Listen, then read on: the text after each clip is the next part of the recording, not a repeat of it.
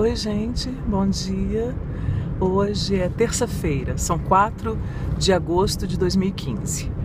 E eu esses dias tenho estado assim, vivido aflita, né? E aí ontem eu tive duas conversas que foram muito intrigantes, assim, instigantes, né? Significativas para mim. Ontem eu fui trabalhar e eu tava assim, até meio eufórica, né? Porque eu havia trabalhado ao final de semana e foi um desses poucos eventos, né, de equipes e tal, em que todo mundo que trabalhou é remunerado assim que acabou o evento. Que é, olha, produtores, sinto muito, mas essa é a melhor maneira de se trabalhar. Eu acho, inclusive, mais justo, né, com os profissionais envolvidos. E aí eu tava muito, assim, respirando aliviada, né? Poxa, que legal, vou poder pagar agora umas coisinhas que estão aí pendentes, não sei o quê. Só que aí eu fui ao banco na hora do almoço, você vê, tem algum mecanismo em mim que tá, assim, em plena, como eu diria? Há uma crise, né? Uma coisa, assim, um mecanismo que, ao mesmo tempo que eu planejei, né, vou pagar tal coisa, né, o meu colega que me emprestou para eu abastecer o carro, não sei o quê, e aí, de repente, chegou na hora do almoço, que era a hora de eu ir ao banco, eu esqueci. Aí eu esqueci, olha só a falha. Mas aí daqui a pouco eu lembrei, né, esqueci assim, meio-dia eu esqueci, mas 1h da tarde eu lembrei. Aí fui ao banco, e no banco, o segundo ato falho, me confundi, aquele monte de papel, não era que o monte de papel que estava atrasado, tá, gente? Que são as contas do mês que entra também, né? E aí eu peguei assim, que eu tinha que pagar mesmo, tá? Isso aqui não paga aqui no guichê, tem que... Aí eu já fiquei contrariada, assim, aí eu já percebi que eu senti um mal-estar, né? Falei, puxa, eu não posso ficar nervosa, assim, por causa dessa contrariedade, mas... Porque, por um lado, eu acho um absurdo, gente. Eu acho que você tá no guichê do banco, você tá na boca do caixa, você enfrentou fila, você aquilo. Como assim não recebe? Entendeu? Você tem que ir lá para o autoatendimento. A gente tem que fazer tudo sozinho. Como assim, sabe? Ok, esse é um capítulo à parte. Aí eu peguei outro papel e aí entreguei uma das contas, que é do mês que entra, que o vencimento é lá dia 10. E que era para eu pagar quando eu recebesse, né, o salário e tal. Paguei antes. E aí, puf, cadê? Aí quando ele somou a tal, descontou o dinheiro. Quando ele me devolveu o troco, aí não ficou nada, sabe assim, quase nada. Aí eu, mas o que? Aí ele, não, tá aqui o total e tal, foi tanto. Aí eu, mas... Aí eu olhei. Aí quando eu vi, que merda, paguei a conta, que não era, eu não ia pagar hoje, quer dizer, adiantei o negócio. Aí fiquei chateadíssima. Ainda assim fui à lotérica, né? E aí paguei água e luz. Aí acabou o dinheiro mesmo, ficou R$20. Nossa, aí eu fiquei deprimida. Falei, puxa, aí fiquei deprimida, assim, chateada. Minha energia se esvaiu. Aí fiquei assim, tal, a tarde toda. Fui trabalhar mais. E aí, quando foi 5h30 da tarde, eu havia combinado com uma ex-aluna minha, muito querida, muito fofa, por isso eu aceitei o convite dela, que está experimentando, está descobrindo, né, investigando a fotografia. Ela é atriz, ela está se formando, né, na faculdade que eu dava aula, e tem, assim, é belíssima, poderia ser modelo se quisesse, né? Tem um rosto perfeito, coisa incrível, extremamente fotogênica, né? E eu ficava falando, como falei para poucos alunos, que eu achava isso mesmo, gente, vai modelar, né? Vai modelar e tal. E ela tá fazendo um projeto em parceria com uma professora que está na instituição agora, que entrou com a saída com a saída arbitrária, né, que ocorreu, minha e da outra professora, que era de psicologia, aí e outra, né, aí essa nova professora de psicologia, o trabalho acabou surgindo, foi um trabalho final de disciplina e tal, e essa minha ex-aluna fez um trabalho maravilhoso, a professora ficou muito entusiasmada, feliz, empolgada, propôs a ela fazer um projeto fora da disciplina, né? Depois de já terminada a disciplina, realizar mesmo alguma coisa, uma obra artística e tal, e elas estão fazendo uma série de retratos de mulheres, né, que elas convidam, pessoas que são significativas para elas, para a história delas. E há também uma conversa, lembrando que a professora é psicóloga, né? Então assim, aí foi muito interessante. E a conversa, o mote é sobre o momento atual de vida dessas mulheres. Aí eu falei para elas, gente, que dificuldade, porque vocês me pegaram justamente no momento que está sendo muito difícil para mim, que são de muitas transformações, muitas mudanças, assim, tomadas de consciência, percepção de padrões antiquíssimos, mas que estavam submersos ainda, porque havia outras coisas que ofuscavam, né, que me cegavam para isso. Então, muitas coisas vindo à tona. E aí comecei a conversar, a contar rapidamente. E aí essa psicóloga fez algumas observações que eu achei super ricas, né? Super interessantes. Aliás, gente, estou apaixonada pela classe dos psicólogos, tá? Psiquiatras, psicólogos, os profissionais da saúde mental. Nossa, que galera, assim. É interessantíssimo conviver com eles, assim. É um super aprendizado. E não é tipo, ai, que chatice, eles ficam analisando a gente o tempo todo, ai, que chato, vai ficar fazendo minha terapia o tempo inteiro. Não é nada disso, pelo contrário. É aquilo, é toda uma construção, né? Um aporte de conhecimentos, né? Todo um estofo que lhes concede uma leitura, né? Uma capacidade de leitura e que muda muito de psicólogo para psicólogo. E aí já eu também vou dar o exemplo da segunda conversa que eu tive. Então, assim, depende dos autores dos quais eles gostam mais, da linha. Essa, por exemplo, ela trabalha com... Não é bioenergética, é alguma coisa que trabalha com traumas, trabalha com córtex e o neocórtex e sei lá, eu tô fazendo assim, e um monte de coisas e assim... E aí, as observações que ela fez para mim, né? Ela assim, eu costumo dizer, né, para os meus pacientes e tal, para as pessoas, a gente acha que às vezes a gente fecha o coração assim e que, mas tem outras portinhas que vão ficar abertas. Não, quando você fecha, o coração é um órgão único que pulsa, assim, tá? Quando você fecha para tudo. E o vício, porque eu falei dos vícios, né? O vício é um anestésico, né? É um tapume. É um tapume que você coloca ali para não ver a realidade que está por trás. Então é uma máscara. É uma máscara. E na minha história, essa máscara né? É gritante, né? Ela sempre esteve ali.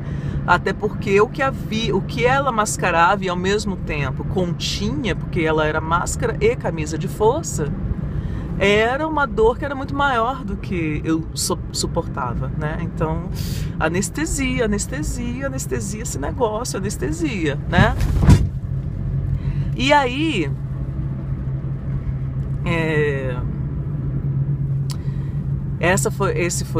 foram duas das observações, né, quanto ao vício e quanto ao coração e tal. Aí ela falando da maternidade, né, maternidade e o encontro com a própria sombra. Então até me recomendou um livro que tem esse nome, né, Maternidade e o Encontro com a Sua Sombra, de uma autora. Que mais? Falou da questão da armadura, da autodefesa, do masculino e do feminino, né, que é uma questão para mim. E Então assim, foi muito rico, foi muito interessante, assim, muito. E ela, você tá vivendo essa crise e tá à flor da pele, como você mesma disse, e ao mesmo tempo você tá se encontrando, né? Porque talvez este seja um dos momentos em que você nunca tenha sido tão você mesma. Mas ao mesmo tempo, é aquilo que... Aí eu falei pra ela, falei, mas eu tô no meio do processo. Aliás, nem sei se é o meio. Eu estou em pleno processo. Eu nem posso dizer assim, passei por, ou entrei agora. Não entrei agora, né? Essa troca, né, de pele, vou usar essa metáfora, né? Em que muitas coisas que são muito importantes finalmente emergiram, né? E são muito dolorosas, e eu estou tentando, né, como é que eu vou lidar com elas? Então, aí essa coisa toda. Então foi muito rico. E aí a gente foi fazer as fotografias, aí fizemos num determinado espaço, e depois em outro, e aí me ocorreu a ideia. Falei, gente, ia ser tão lindo se a gente conseguisse fazer submersa na água.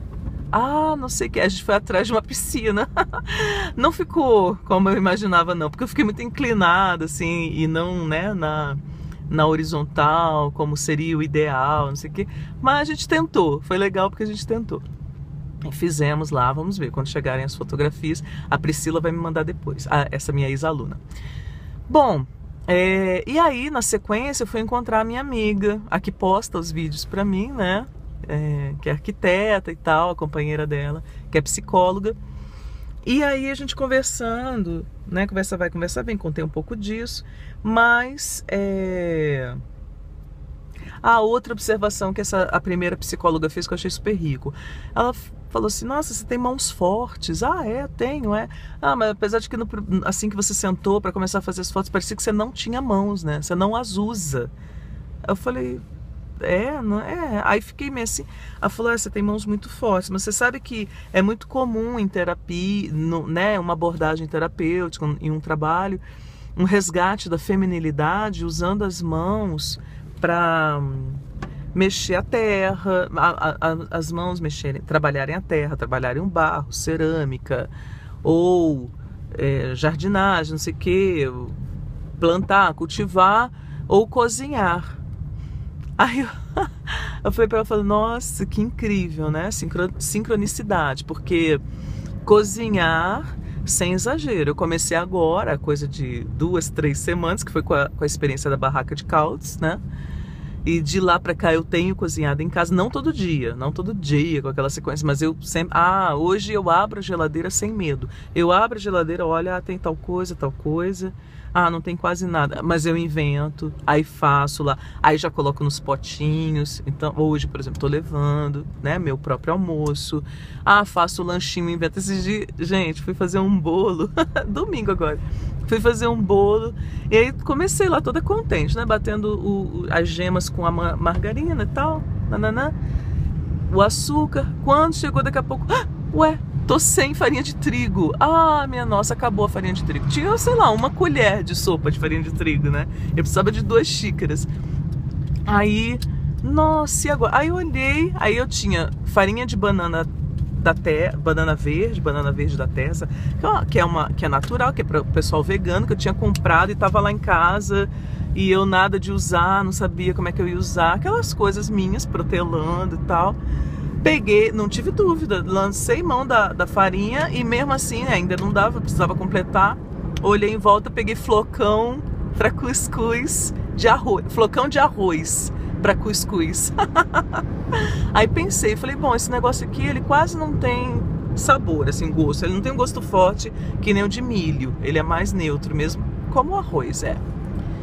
Ele tem que hidratar, ele hidrata, ele cresce e tal. Então tá, vou colocar aqui na massa, coloquei, vou colocar o leite morno e uma quantidade um pouco maior, porque esse negócio vai chupar, né? Fiz o bolo, gente, ficou uma delícia. Aí coloquei açafrão. Aí comecei a inventar, vou pôr açafrão, plá. Aí coloquei uma pitadinha, não sei o que, pra ficar picante. O bolo doce, mas picante. Gente, ficou uma delícia. Parecia meio em cima, parecia um pudim, assim, meio mais molhado. E ele cresceu, ficou bem, não ficou fofinho, que cresce muito que nem a farinha de trigo permite, mas como eu acrescentei por último as gemas, as claras em neve, né, mexi para ficar a massa bem areada mesmo, ela o bolo ficou bem macio, bem gostoso. bolo, pronto, inventei. Um bolo que você faz com o flocão de arroz. É claro que eu não inventei, né, gente? Algum culinarista, alguma culinarista já fez isso antes de mim. Mas na hora, então assim, tô dizendo isso porque perdi o medo. Aí falei pra ela, comecei a cozinhar agora e tô com a ideia fixa de cultivar. Quero plantar, quero fazer uma horta. Na verdade, eu tô com a ideia fixa de comprar minha casa, né? Minha casa própria. E nessa casa própria, nesse terreninho, ou se for apartamento, nessa área de serviço, enfim, em algum lugar, fazer uma horta. Apesar de que eu tô muito inclinada a comprar um terreno para fazer uma casa, porque eu quero fazer uma horta e um pomar, e um jardim. Então, assim, que é algo que nunca na vida foi a Sheila. Nunca. Sabe o que é nunca? Eu nunca quis plantar nada, nunca me importou. Isso não fazia parte do meu universo. Vocês verem como a gente muda. E aí, tá. Então, ela falando dessa coisa das mãos, né? Um simbolismo das mãos, as mãos e a feminilidade, etc e tal. Claro que no caso dos homens, os simbolismos devem ser outros. E aí, encontrei com as minhas amigas e tal. Aí elas fizeram um jantar maravilhoso, ratatouille. Ai, foi muito bom. E estamos lá, conversa vai, conversa vem. Aí eu falei pra elas, gente, queria dividir com vocês uma coisa. É constrangedor, eu sinto vergonha, não contei com ninguém ainda. Vou falar disso amanhã com o meu terapeuta, mas... Ai, que ótimo, tá? Então vamos fazer uma prévia aqui. E aí eu contei aquela minha inquietação, uma perturbação que eu tô, assim, desde que eu descobri que todos os meus amigos ganham mais de 10 mil reais, menos eu. 10 mil reais por mês, menos eu. Menos eu, gente, menos eu. Então, assim, por um lado, que bom, né? Eu sou super bem relacionada. Meus amigos mais próximos, íntimos, aqueles que eu conto tudo, até quando eu tô doente, até quando sei lá, enfim, né? Tudo. Todos ganham mais de 10 mil reais por mês. Eu sou a única pobre da turminha. Mas eu não sabia. E aí eu falei pra elas, gente, aconteceu assim, assado e tal. Então primeiro foi super espontâneo. Minha amiga comentou, não, eu vivo com metade do que eu ganho. Eu vivo com 5 mil reais, porque a outra metade eu invisto assim, assado. E aí eu levei um susto. Eu falei, nossa, ganha, né, mais de 10 mil reais por mês. Eu ganho menos de um terço disso. Aí tava no domingo também, agora final do domingo, depois de trabalhar, encontrei com meu amigo, um grande amigo que tava viajando, voltou. E aí conversa vai, conversa vem, falei, nossa, ele contando uma história lá de um colega dele, e uma peripécia que ele gastou 2.400 reais com garotas de programa numa noite, fora a bebida. Falei, nossa, e eu no susto na hora, nossa, quanto ele ganha? Mais de 10 mil reais? Aí ele, que isso, Sheila, mais de 10 mil reais é o que ganho, ele deve ganhar uns 20. Aí, bateu mais forte do que o constrangimento que eu senti quando a minha amiga falou. Porque minha amiga falou, eu fiquei com vergonha por mim, não por ela, porque por ela eu falei, porra, é isso mesmo, merece, ainda bem, nossa, graças aos céus, né, tá bem, ganha e tal, tá segura. Eu falei, nossa, mas ela acabou de fazer um coach aqui pra mim, financeiro, e ela tá vendo como eu ganho pouquinho. Ai, nossa, que vergonha, tal, né? As pessoas têm uma imagem de mim tão... Ai, eu fiquei assim. E quando meu amigo falou, aí eu me dei conta de que a coisa é mais grave, assim. Eu falei, nossa, todos eles. Aí eu falei pra ele, puxa, fulano, tô me sentindo humilhada agora, assim. Não por você, você é humilhada, jogou na minha cara, me humilhou e tal. Mas por mim, assim, eu tô me sentindo fracassada, sei lá, acomodada. Tipo, nossa, eu falhei, sabe, assim. Eu nunca me preocupei em ganhar dinheiro, nunca me preocupei. Não é que, nunca pensei em dinheiro. Gente, eu já fiquei desempregada, já passei fome. É claro que eu já pensei em dinheiro. Mas é aquilo que eu já expliquei num vídeo anterior. A minha lógica era assim: se os meus rendimentos pagarem o aluguel, a prestação do carro que eu resolvi comprar, água, luz, telefone, combustível e comprar comida, tá tudo certo. não tinha, sabe? Assim, eu nunca pensei, ah, não, mas tem que ter uma margem, tem que ter uma sobra para isso, porque nunca, gente, nunca. E sempre fui adolescente com dinheiro, assim. Ah, dinheiro era quando ganhava aquele extra, quando via já não tinha mais, sabe? Assim, aquela coisa. Que foi a experiência que eu revivi ontem, só com a diferença que ontem eu fiquei sem nada, mas eu tava pagando contas, né? Foi um erro de adiantar uma conta que eu não precisava ter adiantado, né?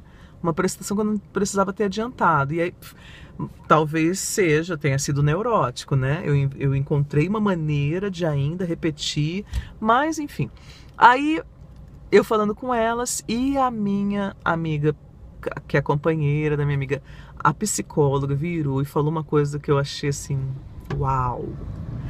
Ela falou assim, não, Sheila, primeiro que não é todo mundo que ganha 10 mil reais por mês. Eu, por exemplo, não ganho, né? Tô longe disso, não, tal. Muitas pessoas, nossa, gente, ralando, todo mundo aí lutando e tal, não sei o quê. Então essa não é a regra, tá? E também tem uma questão de perfil. Às vezes são pessoas que se sacrificam, que focam, que decidem estudar para um concurso X e tal, e estudam durante não sei quantos anos, 2 anos, 3 anos, ficam ali muito. Então tem a ver também com um determinado perfil, que não é o seu perfil, não é o nosso perfil, nem meu, nem seu, nem da fulana aqui, né, que é a companheira. Pra acabar, gente, não, você ia ser profundamente infeliz, né, numa escolha dessa, trabalhando onde eles trabalham, por exemplo, e tal, não é isso. Aí elas falaram assim, mas tem uma coisa que elas foram ver uma palestra e que era com uma psicanalista, e que era o seguinte, nós estamos vivendo um tempo de urgência e do atendimento de urgência. A palestra era sobre isso, atendimento de urgência, que era o seguinte, o mote, né, o desencadeador lá, no caso específico, eram essas jovens, essas meninas que estão se mutilando, que ficam se cortando, né? E aí nas escolas, tem meninas de até 9 anos fazendo isso, 9 anos de idade, né? Se cortando todas e tal, se machucando.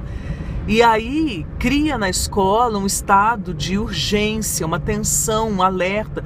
Aí chamam os psicólogos, e aí os psicólogos começam a atender e tal, para tentar resolver aquilo, mas no ar paira, né, essa aura de urgência, e cujo fundo né, a mensagem subliminar elas vão se matar. Alguma dessas meninas em algum momento vai se suicidar.